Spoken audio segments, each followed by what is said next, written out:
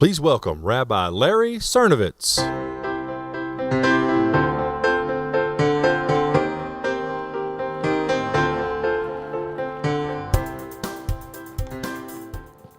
No, I am not Leah Thompson, even though I liked Back to the Future. I want to thank TribeFest, and I want to thank Jewish Federations of North America for allowing this message to be here this morning. It's an important message that we all need to hear. Before I begin telling my story, I do want to give a shout out to the Philly delegation. That I am a congregational rabbi in Philadelphia, born and raised, and this morning I want to recognize my family, and I know they're going to show this slide just in a moment. That's my son, Sam. You're going to hear all about Sam in a moment.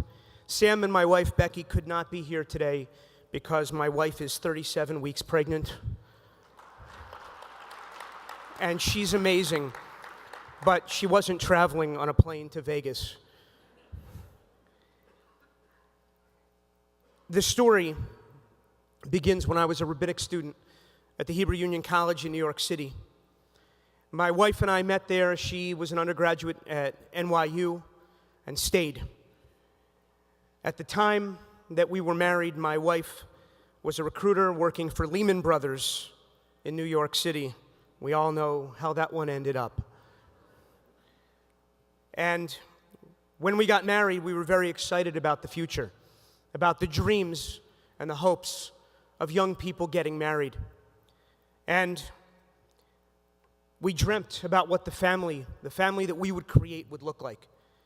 My wife grew up in the conservative movement and was very active in USY and was surprised when she met a Reform rabbinic student. But we fell in love, and after my 4th year of rabbinic school, we were married. And here's the amazing thing, is when we were married and had our first child, and he was diagnosed as the 637th person in the world with familial dysautonomia, one of the 19 Jewish genetic diseases, our lives were completely turned upside down. Those hopes and those dreams changed instantly.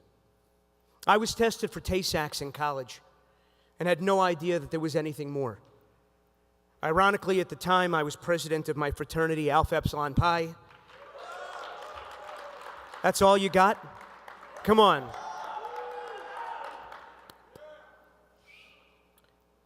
And I had been responsible for putting a free screening on campus for Jewish students.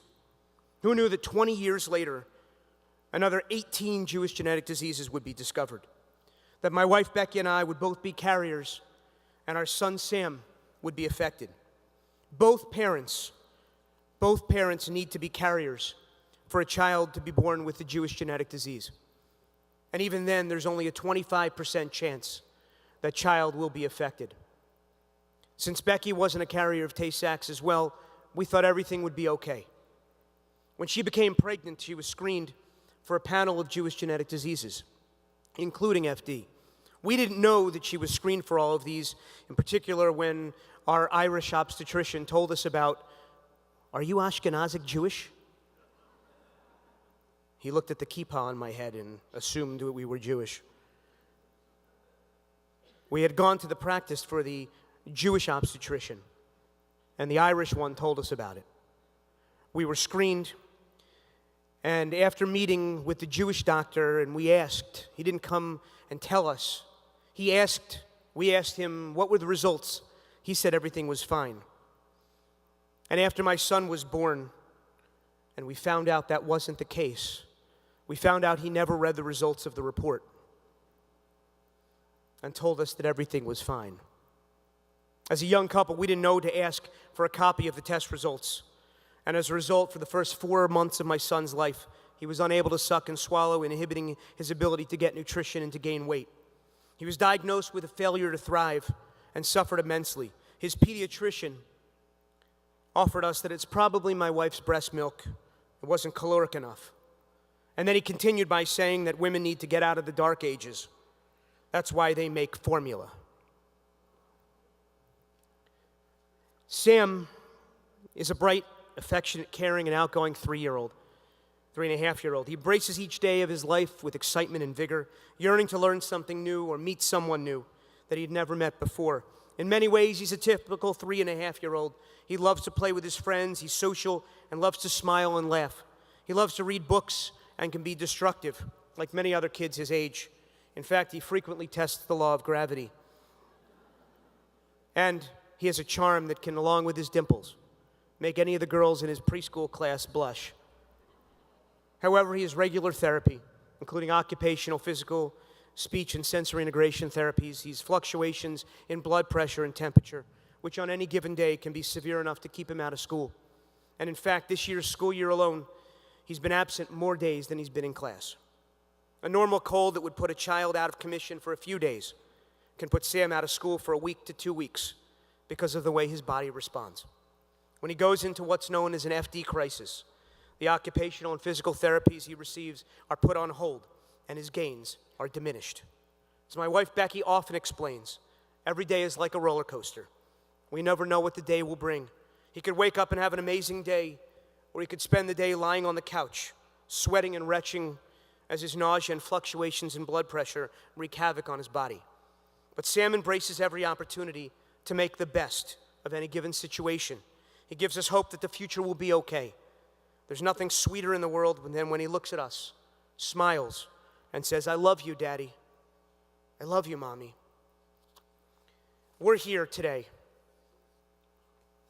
not to make you feel bad for my family. It's the last thing we're here to do.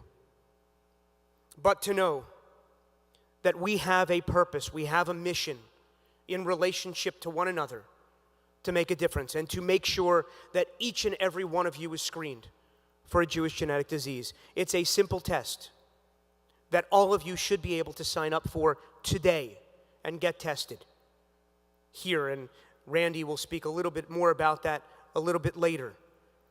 As the late Steve Jobs said in his commencement speech at Stanford, sometimes life will hit you in the head with a brick, but don't lose faith. And it's the people who believe that they're crazy enough to change the world are the ones who do. This is why we're here. And that's why we are speaking to you today. So if you're recently married or thinking about having children, get tested. Tell your children to get tested. Tell everybody to get tested, your brothers and your sisters. And even if you happen to be in an interfaith relationship, have them tested first too. Because you need to know that the future depends on you. Hopes and dreams are important. And if we don't do this now, Ematai, if we don't do this now, when will we do it? We have the strength and the vision to make a difference. After my son was born, another 10 were born with Jewish genetic diseases, with FD. Make sure you count. Each of our voices count. Make a difference in this world, because I know my son will, and they're not showing pictures, but they will show more pictures.